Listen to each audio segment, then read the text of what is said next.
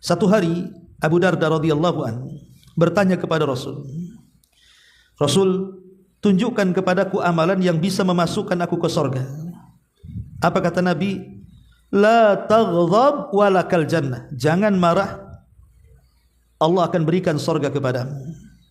Jangan marah, Allah akan berikan surga kepadamu, kata Nabi. Lihat bagaimana Nabi SAW menjanjikan kepada Abi Dar, orang yang tidak marah itu jalan menuju surga lebih mudah. Bahkan lebih daripada itu, orang yang bisa menekan emosinya kelak pada hari kiamat, di depan manusia yang banyak, Allah Subhanahu wa taala akan memujinya. Akan memujinya dan akan menghadiahi dengan banyak nikmat di surga. Subhanallah. Bagaimana orang-orang yang menyembunyikan marah itu sedemikian luar biasa keutamaan dan keagungan serta keistimewaan yang akan didapat di hadapan Allah Subhanahu wa taala.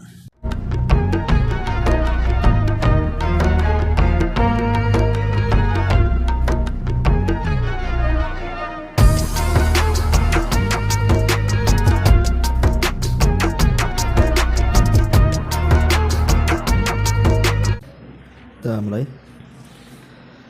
Bismillahirrahmanirrahim. Assalamualaikum warahmatullahi wabarakatuh.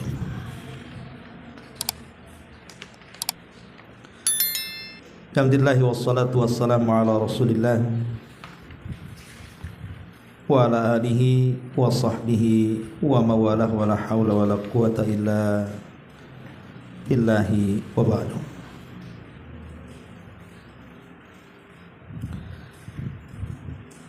Baik, kita lanjutkan kajian kita. Masih membahas kitab Bahjah Qulubil Abrar. Dan kita sudah masuki poin ke-71, halaman 232, tentang tercelanya sifat marah.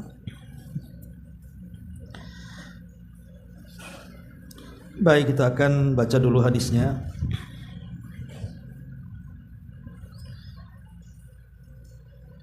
An Abi Hurairah radhiyallahu an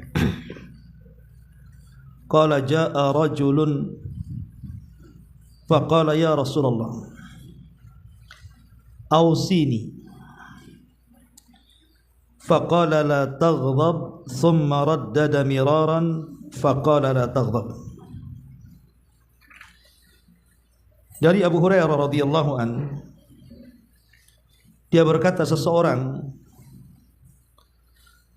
datang menemui Nabi sallallahu alaihi wasallam, kemudian meminta wasiat dan mengatakan, ya Rasulullah, berilah wasiat kepadaku. Maka Nabi sallallahu alaihi wasallam bersabda, la taghdab, jangan engkau marah. Thumma raddada miraran, maka beliau mengulang-ulang wasiat itu dan beliau terus mengatakan, la taghdab, jangan marah. Hadis ini dikeluarkan oleh Imam Al-Bukhari. Ma'asyiral muslimat yang dimuliakan Allah Subhanahu wa taala, hadis ini sangat baik sekali untuk sedikit kita bahas. Nabi sallallahu alaihi wasallam memberikan wasiat yang sangat pendek sekali tapi syarat dengan makna. Hanya satu kalimat. Nabi sallallahu alaihi wasallam mengatakan, la taghdab, jangan marah. Baik, sebelum kita akan menjelaskan apa yang dikatakan pengarang di sini, kita ambil beberapa faedah dari hadis ini. Yang pertama, semangat para sahabat Nabi sallallahu alaihi wasallam yang datang kepada Nabi sallallahu alaihi wasallam untuk mencari sesuatu yang bermanfaat bagi hidupnya. Dan seharusnya begitu. Kalau kita datang kepada orang alim, kepada ustaz, ustazah ataupun guru-guru kita, maka bertanyalah sesuatu kepada mereka itu sesuatu yang bermanfaat bagi hidup kita. Itulah yang dilakukan para sahabat kepada Nabi sallallahu alaihi wasallam. Kemudian yang kedua, husnu ta'limin Nabi. Bagaimana Nabi sallallahu alaihi wasallam mengajarkan bagaimana seorang guru ketika mengajar muridnya. Maka Nabi sallallahu alaihi wasallam memberikan jawaban kepada orang yang bertanya sesuai dengan keadaan dia. Karena Rasul tahu orang yang bertanya ini orangnya emosian, orangnya mudah marah. Makanya Nabi sallallahu alaihi wasallam tidak memberikan wasiat yang lain, tapi wasiat dengan sesuai dengan karakternya. Karena dia suka marah, mudah emosi, maka Nabi sallallahu alaihi wasallam hanya mengulang-ulang kalimat ini, la taghdab, jangan marah, jangan emosi. Maka kita juga sama. Kalau kita menjadi seorang guru, maka harus melihat karakter murid-muridnya. Di mana ada murid-murid tidak bisa dinasihati kecuali dengan kelembutan. Ada murid-murid tidak bisa dinasihati kecuali dengan agak keras sedikit, dan begitu seterusnya.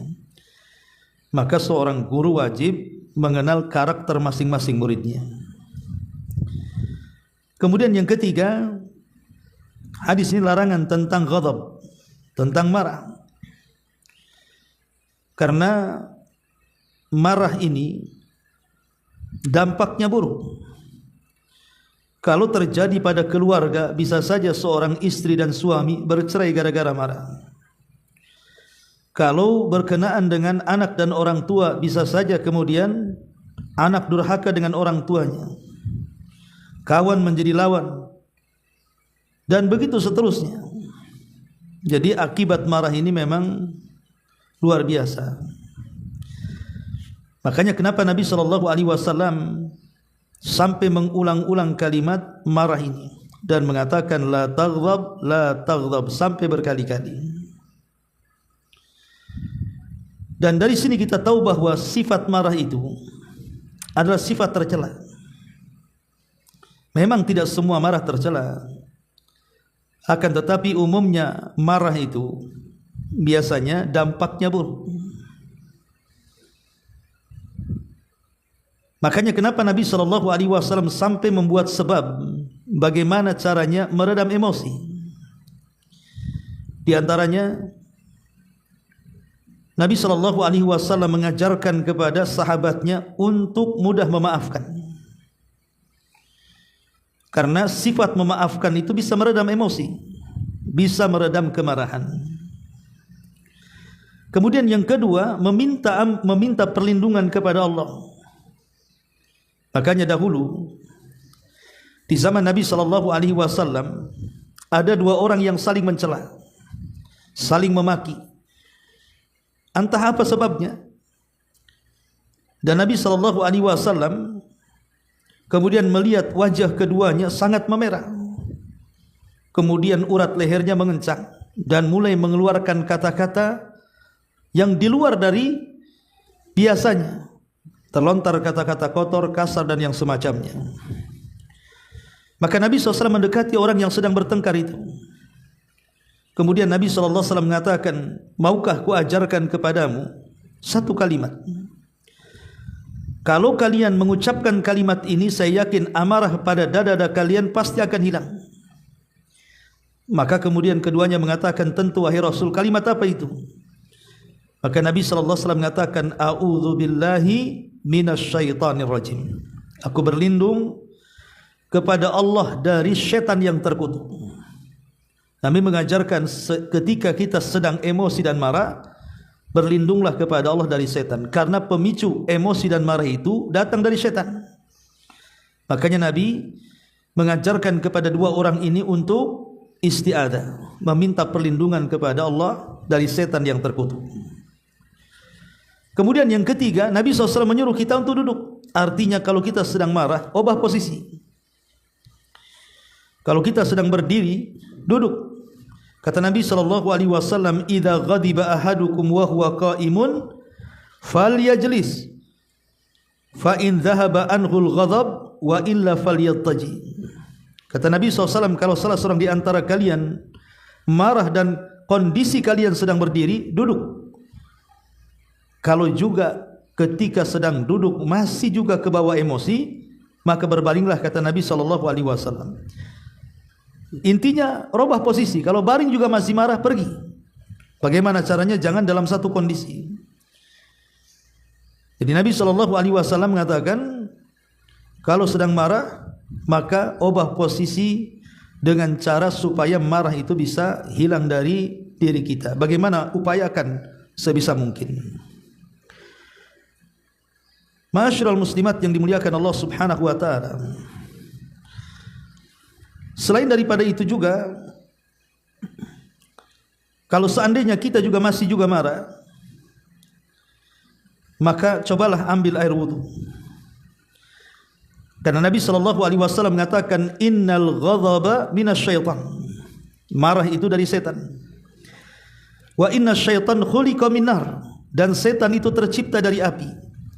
Wa in tudfa'un naru bil ma, wa innama tudfa'un naru bil ma, karena sesungguhnya api itu bisa dipadamkan dengan air. Fa idza ghadiba ahadukum falyatawadda. Maka kalau salah seorang di antara kalian berwudu, marah, maka ambillah air wudu. Lihat, Nabi SAW memerintahkan kita untuk berwudu. Kalau juga berwudu masih juga kebawa emosi, maka solatlah. Karena sesungguhnya syaitan itu akan lari dari orang-orang yang solat. Lihat bagaimana Nabi SAW mengajarkan kepada kita langkah per langkah bagaimana supaya kita tidak mudah marah. Ma'asyiral muslimat yang dimuliakan Allah Azza wa Jalla. Kemudian apalagi yang bisa meredam marah itu? Al-iktsar min dzikrillahi azza wa Jalla. Cobalah memperbanyak zikir, Bu. Kalau sedang ibu lagi marah, ibu bacalah umpamanya astaghfirullahaladzim, subhanallah, alhamdulillah, Allahu akbar, la haula wala quwata illa billah. Pokoknya terserah mau zikir apa saja. Ya. Jadi ganti ketika emosi itu ibu ulang-ulang tuh kalimat-kalimat zikir seperti itu. Karena kita tahu bahwa zikir itu bisa menenangkan hati. Jadi hati yang sedang bergejolak karena marah, maka Allah Subhanahu wa taala katakan, ala bi dzikrillahi tatmainnul qulub. Ingatlah dengan zikir kepada Allah Subhanahu wa taala, maka hati akan tenang. Ini juga salah satu solusi. Kalau kita sedang marah, perbanyak zikir supaya hati yang sedang terbakar itu mulai meredam dan mulai tenang. Kemudian juga berfikir tentang akibat daripada marah. Cobalah berfikir sebelum kita ini meluapkan emosi, meluapkan kemarahan itu. Ingat akibat orang marah. Lihat tetangga gara-gara marah akhirnya bercerai. Lihat tetangga gara-gara anak dan orang tuanya marah-marah akhirnya durhaka dan orang tuanya pun mengusir anaknya. Lihat akibat-akibatnya. Karena kita tahu bahwa akibat marah ini bukan hanya bahaya dari segi perpecahan di tengah-tengah keluarga ataupun masyarakat dan tetangga, tapi lebih daripada itu, marah ini bisa mengakibatkan banyak penyakit. Cobalah orang-orang yang punya penyakit diabetes itu. Kalau dia marah, Bu, naik tuh gulanya tuh. Atau orang yang punya penyakit darah tinggi, itu kalau sedang marah, Bu, bisa naik tuh. Apalagi orang stroke, kalau marah bisa mati, Bu. Jadi marah ini kemana-mana gitu ya. Jadi bukan hanya merugikan diri sendiri dengan berbagai macam penyakit muncul yang bisa saja kemudian mengarahkan kepada kematian. Lebih daripada itu tadi, suami istri akhirnya tidak sakinah, mawaddah dan rahmat, tetangga juga tidak aman, bermasyarakat juga musuhan. Jadi cobalah sebelum kita ini meluapkan emosi dan marah itu, lihat dampaknya. Baik dampak kesehatan ataupun dampak di luar daripada itu. Kemudian ingat juga bahwa kalau kita meredam emosi, tidak meluapkan, sesungguhnya ini amalan yang luar biasa. Ketika Allah Subhanahu wa taala dalam surah Al-Imran 134 menjelaskan tentang ciri-ciri orang yang beriman, salah satunya Allah mengatakan wal kadhiminal ghaidha wal afina 'anil nas. Ciri-ciri orang yang beriman adalah orang yang mampu untuk meredam emosi dan mudah memaafkan manusia. Dari sini kata para ulama, orang yang memendam emosi, marah sih marah, namanya manusia Bu ya. Ibu kalau diejek, dihina, digibah, dilecehkan, direndahkan, diadu domba dan yang semacamnya, namanya manusia, itu pasti ada sisi marahnya kan Bu. Nggak mungkin nggak marah, ibu bukan batu, pasti punya hati, pasti akan marah. Tetapi ingat bahwa kalau kita berpikir tentang keutamaan orang yang meredam marah, meredam emosi, maka berkahnya banyak. Pertama, bahwa orang yang meredam emosi itu adalah seafdol-afdolnya amal dan sebesar-besarnya pahala. Jadi ibu sudah bisa membuat amalan yang luar biasa dan bisa menghasilkan pahala yang besar, sebagaimana Nabi SAW menjelaskan hal itu. Kemudian yang kedua, bisa menambah iman. Kata Nabi SAW, ma qadhamaha abdun lillahi illa mala Allahu jawfahu imanan. Siapapun yang meredam emosinya, maka Allah Subhanahu wa taala akan memenuhi hatinya dengan keimanan. Kemudian juga orang yang meredam emosi itu sebab Allah berikan kekuatan harapan. Kata Nabi SAW, man qadhama ghaidahu walau sya'an yamdiyahu amdahu mala Allahu qalbahu raja'an yaumal qiyamah. Siapa yang bisa menekan emosinya, menekan marahnya, sementara dia sanggup untuk meluapkannya, kalau dia ingin menumpahkannya, dia bisa menumpahkannya, tapi dia tekan emosinya, maka Allah Subhanahu wa taala akan penuhi hatinya dengan harapan kelak pada hari kiamat. Harapan kalau dia akan selamat dari neraka dan harapan kalau dia bisa masuk surga. Kemudian juga di antara keutamaan orang yang bisa menekan emosi itu adalah menyebabkan kita bisa masuk ke dalam surga. Satu hari Abu Darda radhiyallahu anhu bertanya kepada Rasul, Rasul, tunjukkan kepadaku amalan yang bisa memasukkan aku ke surga. Apa kata Nabi? La taghdab walakal jannah. Jangan marah, Allah akan berikan surga kepadamu. Jangan marah, Allah akan berikan surga kepadamu, kata Nabi. Lihat bagaimana Nabi SAW menjanjikan kepada Abi Dar, orang yang tidak marah itu jalan menuju surga lebih mudah.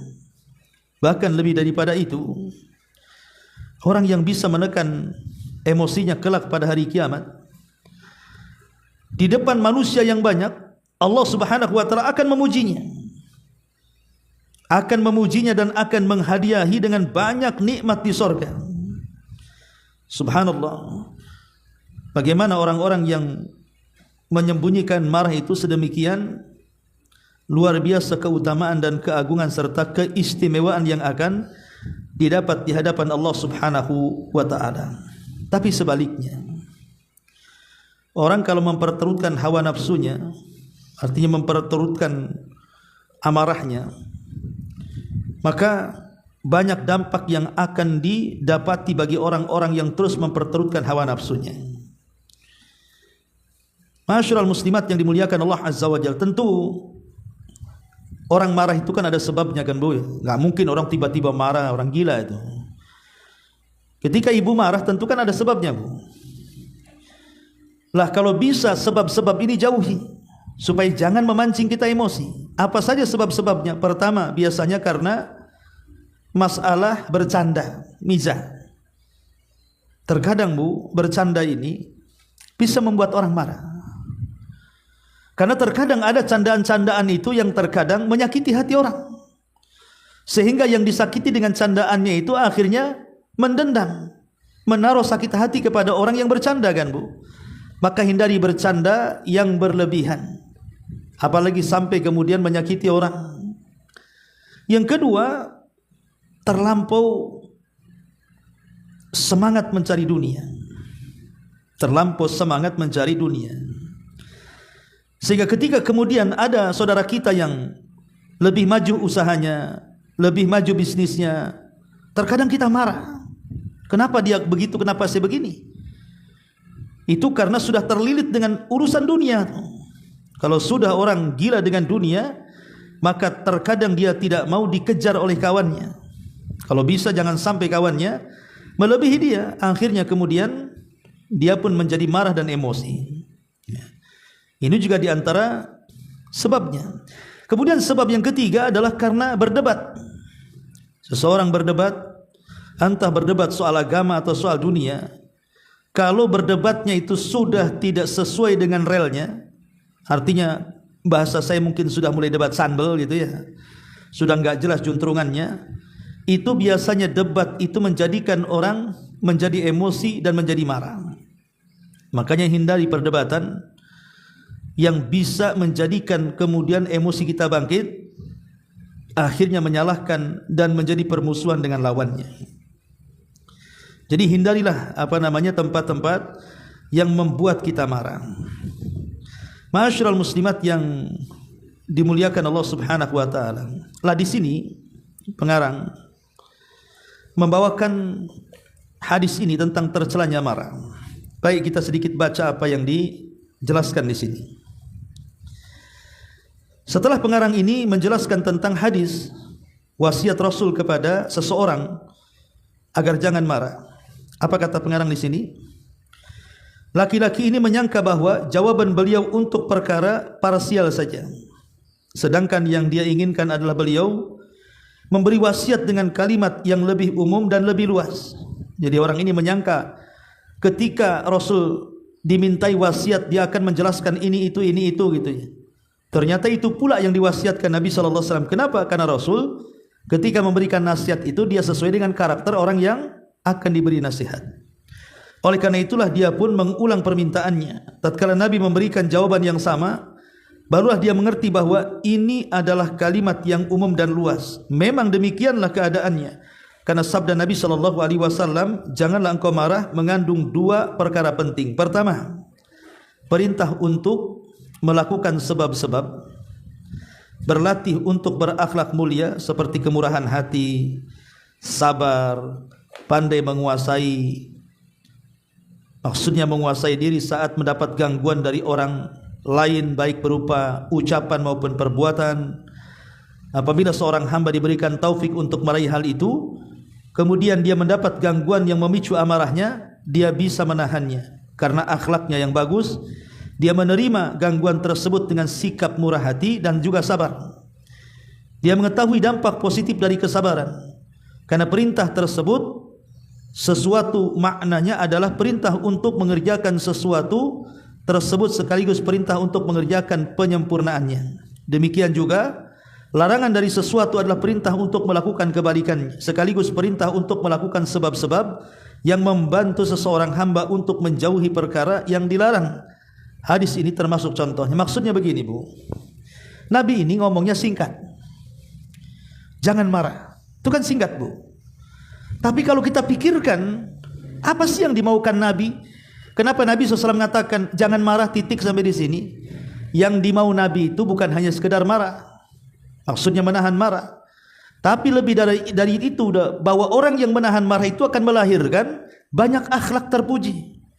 Orang kalau bisa menahan marahnya, menahan emosinya, maka dia akan terlahir menjadi orang yang sabar, terlahir menjadi orang yang pemurah hati, terlahir orang yang bisa menguasai hawa nafsunya, terlahir menjadi orang-orang yang berakhlak baik, dan begitu seterusnya. Itulah lihat keajaiban kalimat Nabi. Kalau dipikir-pikir itu sebenarnya kalimat pendek ini syarat dengan banyak faedah dan makna. Yang kedua, kata beliau, perintah ketika sedang marah agar tidak meluapkan amarahnya, karena kemarahan umumnya tidak bisa ditahan, namun memungkinkan untuk tidak meluapkannya, sehingga wajib bagi seseorang ketika amarah itu muncul untuk menahan dirinya dari ucapan dan perbuatan haram yang dapat memicu kemarahannya. Jadi yang kedua, kenapa Rasul mengatakan jangan marah? Karena dampak negatifnya besar. Jadi bukan hanya kalimat jangan marah itu melahirkan akhlak sabar, melahirkan akhlak kemurahan hati, melahirkan akhlak menguasai diri, bahkan melahirkan akhlak yang luar biasa. Tapi lebih daripada itu, Rasul sudah tahu bahwa dampak kemarahan itu pasti kemana-mana. Ya, saya dicontohkan tadi seperti anak jadi durhaka, kemudian suami bisa menceraikan, tetangga jadi lawanan, dan begitu seterusnya kan. Rasul tahu dampak itu. Makanya Rasul cukup mengatakan jangan marah. Tidak perlu kemudian dirinci ngalor ngidul bahasa kitanya. Kemudian kata beliau, kapan seseorang mampu menahan diri dari pengaruh buruk kemarahan, maka seolah-olah pada hakikatnya dia tidak marah. Dengan itu seorang hamba menjadi sempurna kekuatan akal dan hatinya, sebagaimana Rasul mengatakan laisa syadidu bisur'ah innamas syadidul ladzi yamliku nafsahu indal ghadab. Orang yang kuat bukanlah orang yang pandai bergulat, sesungguhnya orang yang kuat adalah orang yang mampu menguasai dirinya ketika dia sedang marah. Jadi orang yang menahan marah, maka Allah akan sempurnakan kekuatan akal dan hatinya, karena dia bisa menguasai hawa nafsunya. Kemudian kata beliau, kesempurnaan kekuatan seseorang hamba ada pada kemampuannya untuk mencegah diri dari pengaruh-pengaruh jelek, kekuatan syahwat dan kekuatan amarah. Bahkan dia mengubah dua kekuatan jelek itu untuk memperoleh segala yang bermanfaat bagi agama dan dunianya, serta menolak segala yang memudaratkan agama dan dunianya. Kemudian kata beliau, sebaik-baik manusia adalah seseorang yang syahwat dan hawa nafsunya mengikuti petunjuk yang datang dari Rasulullah, sedangkan kemarahan dan pembelaannya dia gunakan untuk menolong kebenaran dan juga berusaha menghilangkan kebatilan. Maksudnya kalau marahnya itu karena agama dilecehkan, atau Allah diolok-olok, Quran diinjak-injak, ayat-ayat dihina-hina, maka kita tidak mungkin diam saja, Bu. Disinilah waktunya kita bisa meluapkan emosi kita. Disinilah waktunya kita bisa menampakkan kemarahan kita. Memang asalnya marah itu dilarang, bahkan akhlak yang tercela. Tapi pada waktu-waktu tertentu kita tidak mungkin diam saja. Ketika agama kita diinjak-injak, Rasul dihina, ayat-ayat Quran dilecehkan, tentu kita akan marah. Kita akan marah, nggak mungkin diam saja. Jadi boleh kita meluapkan amarah kalau itu berkenaan dengan agama. Berkenaan dengan agama. Seperti Nabi. Nabi itu loh, pribadinya dikatakan penyihir, gila, tukang tenun, pemecah belah. Tapi Rasul tidak marah. Karena yang dihina pribadinya. Tapi lihat ketika kemudian agamanya dihina, Nabi SAW tidak tinggal diam. Nabi SAW marah. Menunjukkan bahwa marah ini kan ada tempatnya. Kapan seseorang marah? Kapan seseorang dilarang tidak boleh marah? Makanya dalam sebuah hadis, ketika Nabi SAW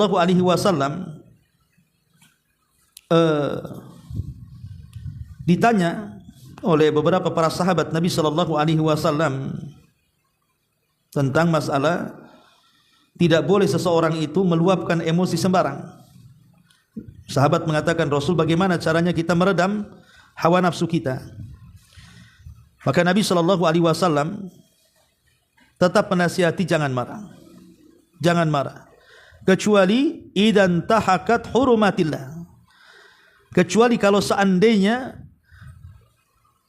kemuliaan-kemuliaan Allah itu dirobek. Maka kita tidak tinggal diam. Tentu kita harus mempertahankan agama, menolong agama. Kita tidak mungkin diam saja. Seperti umpamanya ada orang yang menghina Nabi. Dulu kita mendengar ada orang yang membuat karikatur Nabi SAW. Atau ada orang yang membakar Quran di depan umum, ya, seperti yang terjadi di negeri barat itu. Ya tentu kita marah, kita kecam. Apa-apaan ini? Ya. Tapi Nabi SAW tidak akan pernah marah kalau disinggung pribadinya. Itulah bedanya kita dengan Nabi. Kalau agama kita dihina, kita diam saja. Tapi coba anak kita yang dihina, suami kita yang dihina, istri kita yang dihina, badan kita yang dihina, bisa dendam 7 turunan. Tapi kalau agama dihina, kayaknya cuek-cuek saja. Nah ini terkadang kebalikan kita dengan Nabi SAW, salah meletakkan emosi. Nah inilah diantara faedah hadis Nabi SAW tentang wasiat jangan marah. Baik, sampai di sini. Nah, ini yang dikatakan pengarang Syekh Abdurrahman As-Sa'di rahimahullahu ta'ala. Sebelum saya tutup, silakan kalau ada yang mau bertanya.